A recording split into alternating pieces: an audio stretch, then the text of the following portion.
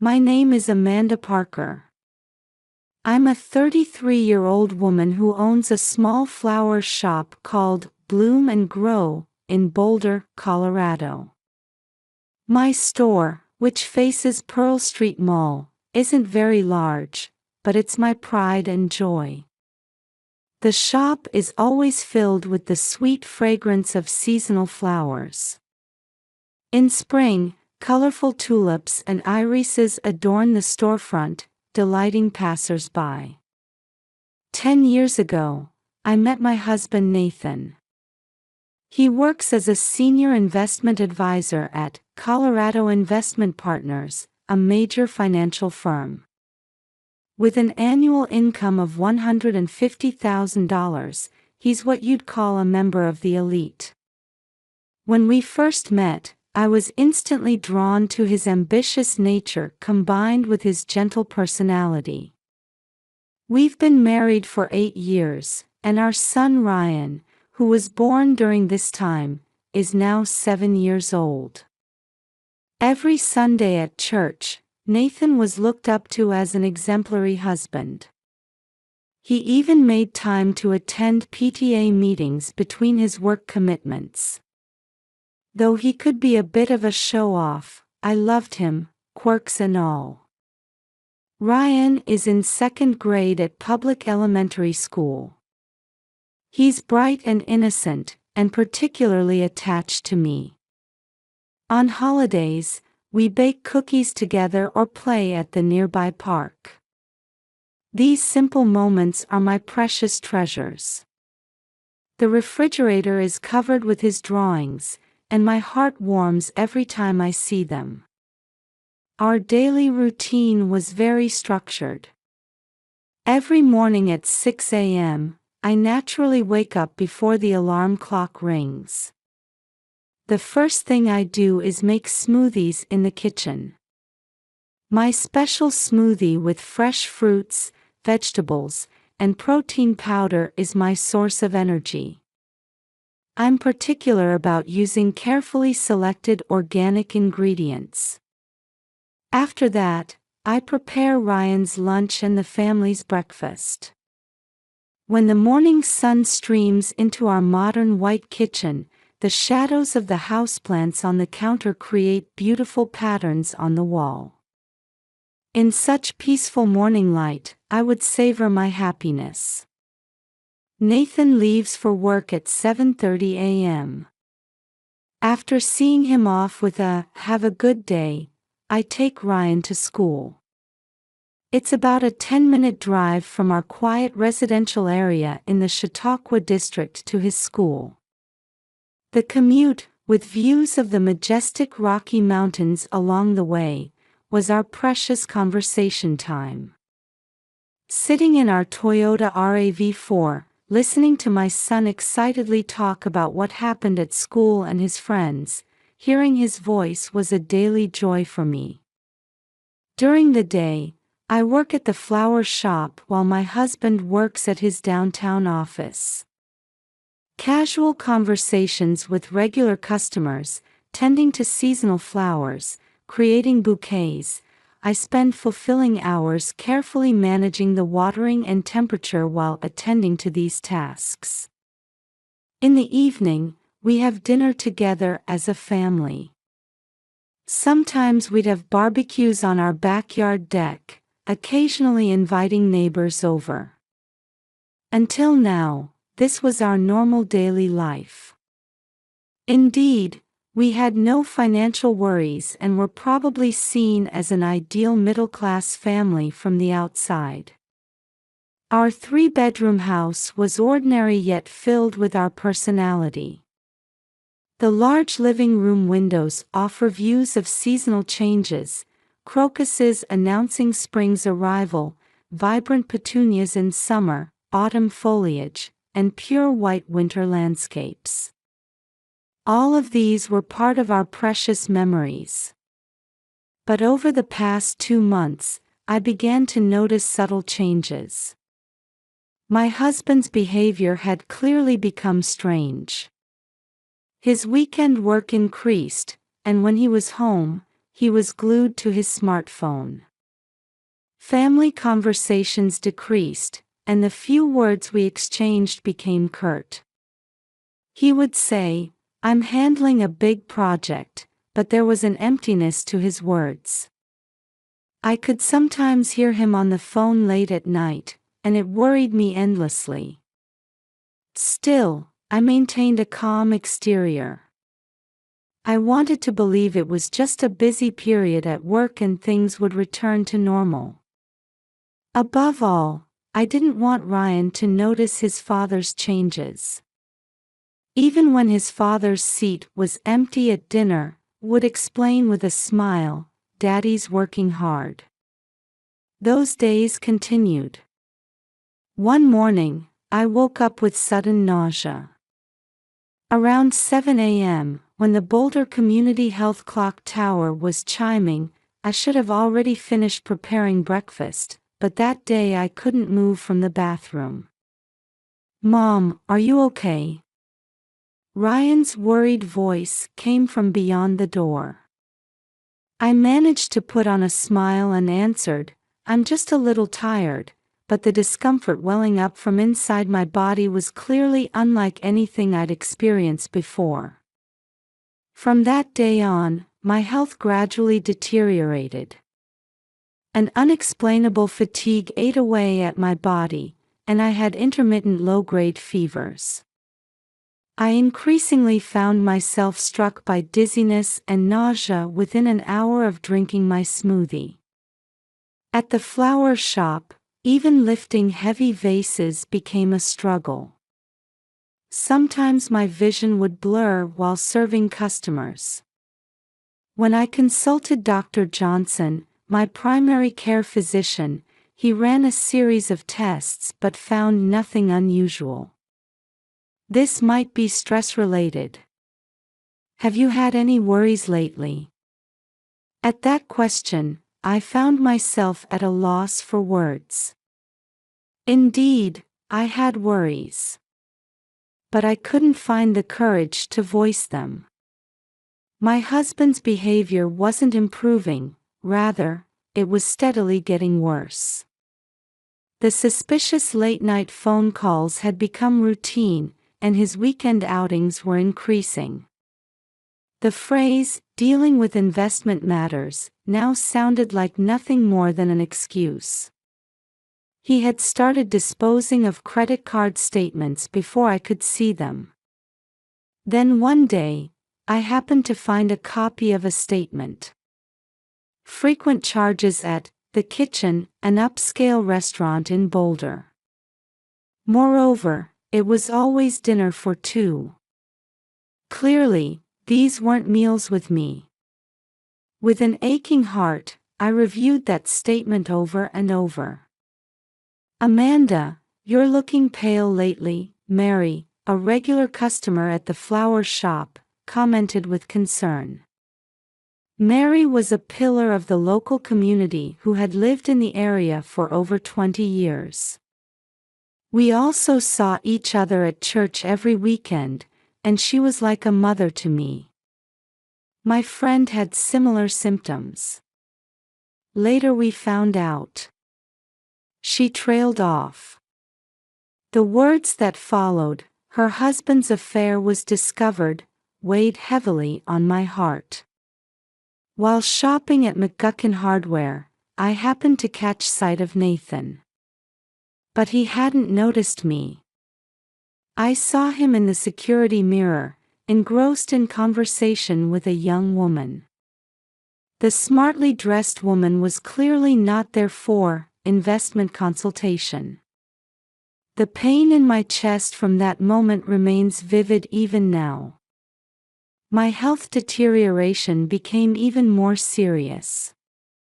My hands wouldn't stop shaking, and sometimes I had trouble articulating words. I even visited the Boulder Community Health Emergency Room late one night, but again, they couldn't identify the cause. "Have there been any changes in your living environment?" When the doctor asked, I could only look down in silence. "Yes, There had been changes. But I didn't have the courage to speak about them. My distrust of my husband grew daily, and our once strong relationship of trust seemed to be crumbling audibly.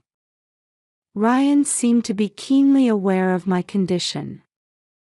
Every time he worriedly asked, "Mom, are you not feeling well?"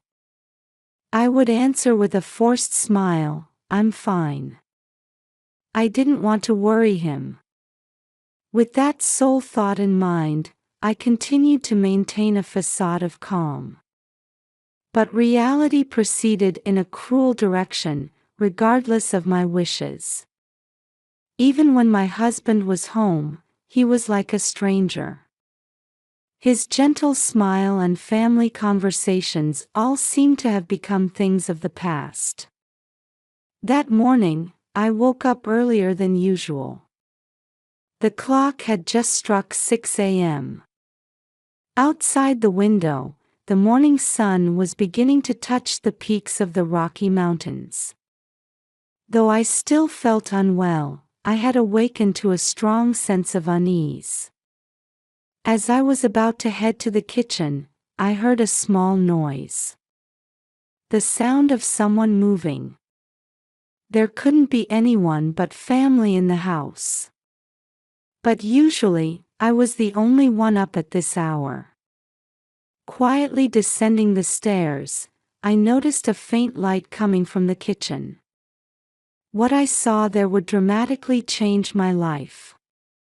Standing with his back to the counter was Ryan, doing something in front of the glass I use for smoothies. In his hands was an unfamiliar white bag. I could see him skillfully putting some powder from it into the glass. At that moment, I felt as if all the blood in my body had frozen. But strangely, panic didn't set in. Rather, I had a sensation of all the strange feelings from the past few months suddenly connecting. My ill health, my husband's behavioral changes, everything started to make sense. I took a deep breath and spoke in my most normal voice possible. "Ryan, you're up so early." My son turned around without showing any surprise, rather looking pleased. "Oh, Mom. Good morning." A pure smile, as if he had nothing to hide. "What are you doing there?" When I asked further, Ryan answered proudly.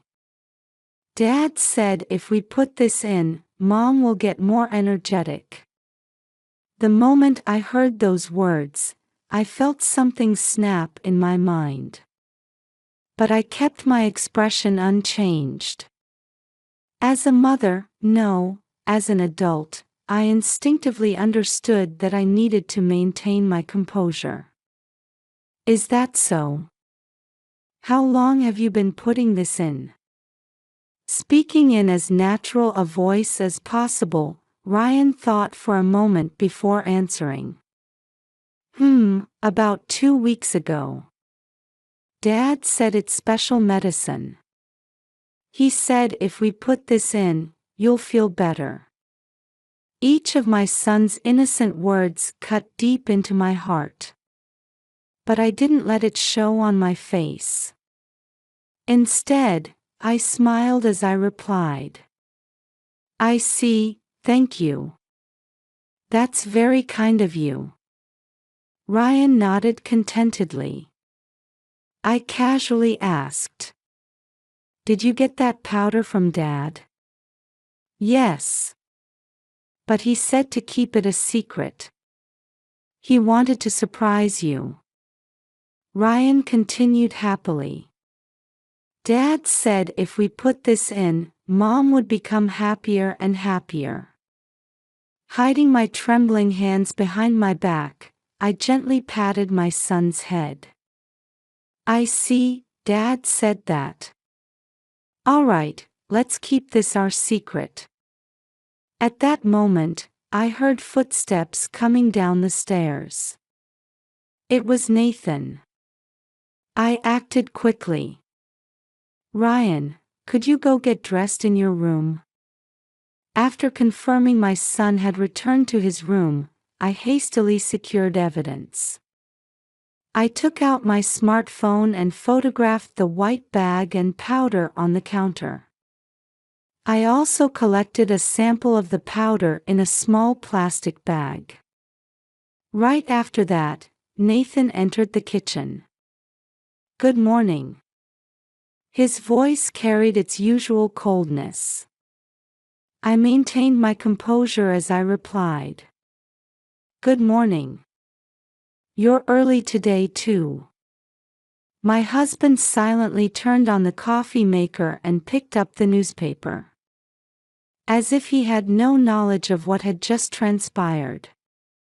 That morning, I closed the flower shop before opening and went straight to Mountain State Investigations, a private detective agency in Boulder.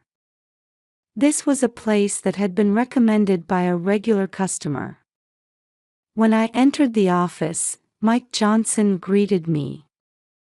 "Mrs. Parker, please tell me your story." In a calm voice, Mike listened to everything I had to say. I told him everything: my health issues over the past few months, my husband's changes, and the events of that morning. Mike listened to my story with a serious expression, occasionally taking notes. "You mentioned you have a sample of the powder." I took out the white powder in the plastic bag. "Could you analyze its contents as soon as possible?" "Of course. We'll prioritize the testing. We'll also begin surveillance of your husband's activities in parallel." Mike's voice carried a confidence backed by experience. As I left the office, my heart was enveloped in a strange calmness. The calm before the storm. It was also a premonition that my life was about to change dramatically. That night, after Ryan went to bed, I repeatedly listened to the recording of my son's testimony on my smartphone. The horrifying truth told in an innocent voice. Tears welled up. But this was no time for crying. I had to protect my precious son from this situation. 2 days later, I received a call from Mike. "Mrs. Parker, there's an urgent matter I need to discuss with you." I could sense an extraordinary tension in his voice. When I arrived at the office, a thick report was placed on the desk. "We have the test results for the powder." The test results I received at Mike Johnson's office far exceeded my worst predictions. The white powder contained a toxic substance classified as a deleterious substance. Continuous intake of small amounts would gradually corrode the body. And eventually. Just thinking about the outcome sent chills down my spine. This is clearly attempted murder. We need to report this to the police immediately. Mike's voice seemed to come from far away. My head was filled with confusion, anger, and deep sadness. We arrived at the Boulder Police Department at 3 p.m. that day. Upon entering the imposing brick building, Detective Sarah Watson from the Major Crimes Unit immediately attended to us. She was a middle-aged woman with a warm demeanor, but her eyes held a sharp gleam. "Ma'am, please tell me everything in detail." Sarah sat next to me and asked questions gently but precisely. With trembling hands, I played the recording of my conversation with my son. His innocent voice echoed through the quiet interrogation room. "This will be crucial evidence," Sarah announced with a stern expression. "We'll request warrants immediately and begin the investigation. However, the next few hours are crucial. We must ensure the safety of you and your child." That same day, Ryan and I were placed under police protection in a room at the St. Julian Hotel and Spa in Boulder. Though I could see the familiar cityscape from the window, I knew it would never look the same to me again. The police moved swiftly. Within 2 hours of our move to the hotel, a special unit was formed and the operation began. Information indicated that Nathan was still working overtime at Colorado Investment Partners. At dusk in the downtown office district, Nathan reportedly showed a surprised expression at the unexpected visitors on the 14th floor of the glass building. In front of his colleagues, Nathan was handcuffed and taken away. The interrogation continued through the night. At first, Nathan denied all charges.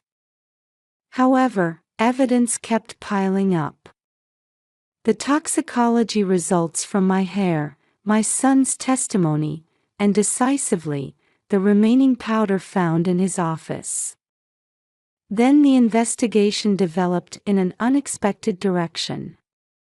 When the Financial Investigation Unit began examining his financial transactions, shocking facts came to light one after another. Over $1 million in debt. Losses from failed investments.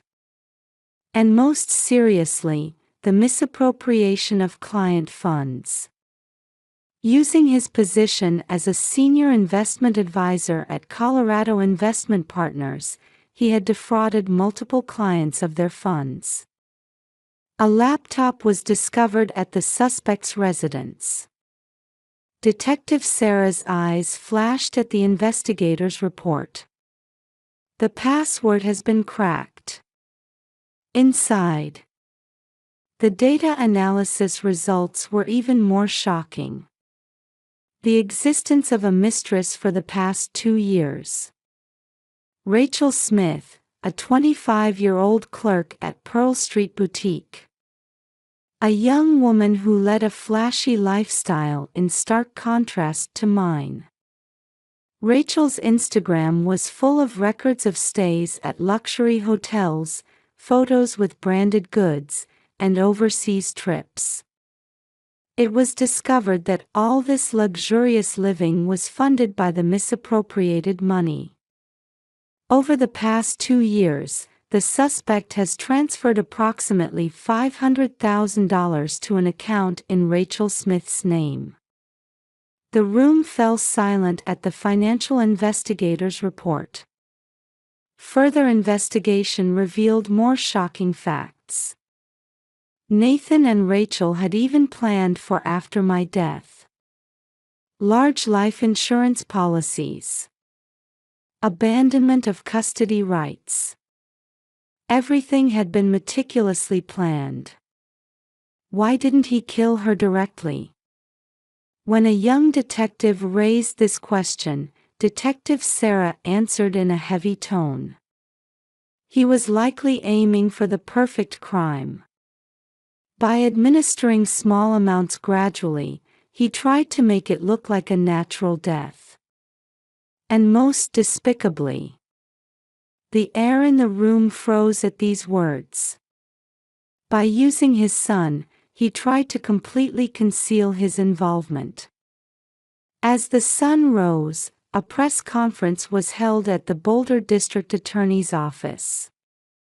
Amidst the gathered press, District Attorney Margaret Wilson announced with a stern expression, "Today, we arrested suspects in a serious case. Attempted murder, embezzlement, fraud, and most unforgivably, the despicable act of using one's own son." Rachel's arrest came the next day. She was reportedly screaming and resisting arrest when taken from her luxury apartment during her elegant breakfast. However, Decisive messages indicating her involvement in the crime were found one after another on her smartphone. At the Boulder County Courthouse, during the preliminary hearing, the prosecution presented detailed evidence. Nathan's systematic misappropriation of funds. His conspiracy with Rachel. And as the most crucial evidence, the recorded conversation with his son about the morning smoothies. The defense requested a psychiatric evaluation, but it was quickly rejected. The evidence was clear, and the premeditation was obvious. It was a planned crime committed in full sanity. In court, experts took the witness stand one after another. A toxicologist explained in detail the dangers of the used substances. Financial experts unraveled the methods of fund misappropriation, and child psychologists pointed out the severity of using an innocent child in criminal activities. During this time, I met almost daily with the police and prosecutors. Sometimes I couldn't stop my tears. But I had to be strong for Ryan. That thought alone kept me going. The hardest part was explaining the truth to Ryan. Following the advice of child psychologists, I gradually explained the situation using age-appropriate words. Daddy did something wrong. But this isn't Ryan's fault. Mom loves Ryan very much. The court's verdict was handed down in October, as autumn was deepening. A heavy atmosphere hung over the courtroom at the Boulder County Courthouse. In the gallery sat people from our community who had supported us throughout these 3 months. The defendant Nathan Parker is hereby sentenced to 20 years in prison for attempted murder, embezzlement, and fraud.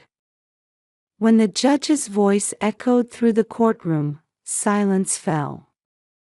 Nathan's expression remained unchanged, staring straight ahead with a hardened face. His accomplice Rachel Smith received a 7-year prison sentence. She collapsed in tears, crying out, "I was just deceived by Nathan, but no one paid attention anymore." After the verdict, I received a letter. It was from Rachel in prison. "You ruined my life. I could have had the best life." Reading the letter filled with twisted resentment, I sighed deeply. Until the end, she showed no remorse for her actions.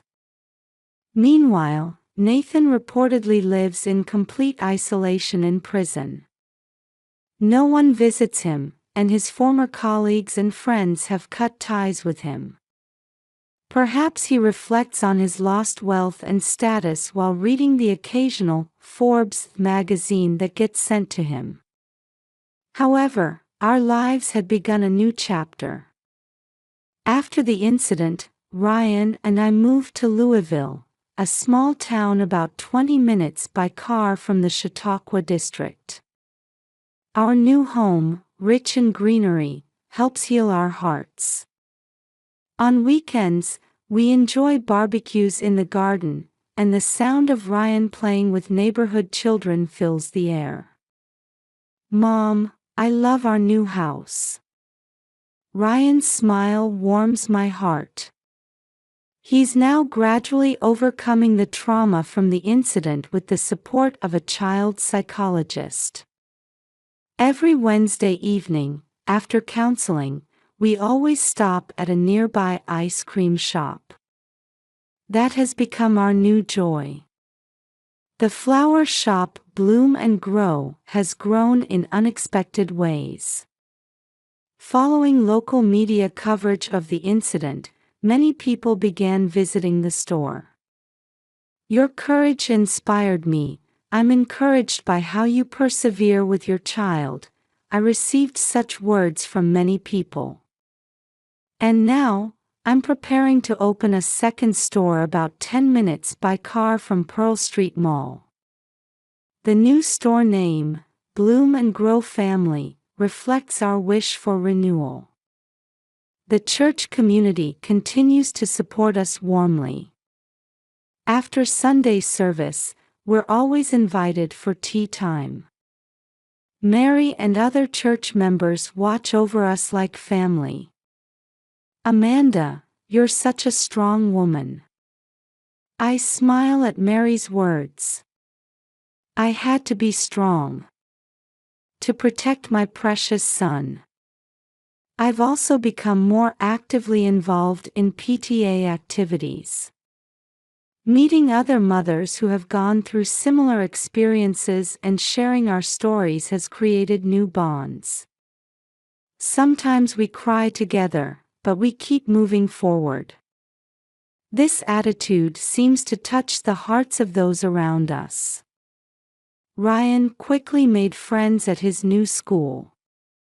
He runs around energetically during recess and proudly shows me the artwork he makes in art class. Every time I see his smile, I feel grateful that we overcame this ordeal. Our morning routine has changed slightly. Now, Ryan and I make smoothies together. Choosing fresh fruits, adding yogurt, sometimes putting in honey. Making our morning drink together is transforming bitter memories into new, happy ones. Recently, Ryan said something touching. "Mom, when I grow up, I want to be a detective. I want to help people in trouble." Those words brought tears to my eyes. The ability to transform a painful experience into a desire to help others, I feel proud of my son's strength. Now, as we approach 1 year since the incident, I'm greeting new mornings. Drinking warm smoothies while basking in the morning sun through the window. Hearing Ryan working on his homework nearby. It's simple, but there's genuine happiness there. Sometimes I blame myself, thinking, why didn't I notice sooner? But whenever I do, someone always encourages me. Regular customers who stop by the flower shop, church friends, new friends in the community. Supported by people's kindness, we keep moving forward. Regular checkups at Boulder Community Health show no more abnormalities in my body. The doctor even says I'm healthier than before. The emotional wounds might not be completely healed yet. But we're moving forward, step by step, surely. I can feel that in our daily lives. Next weekend, we're going on a small family trip. We've rented a small cottage at the foot of the Rocky Mountains for a 3-day vacation. Under the starry sky, I plan to share new dreams with Ryan. Life sometimes presents cruel trials. But with loved ones by your side, you can overcome any difficulty. Perhaps our story is testimony to such hope.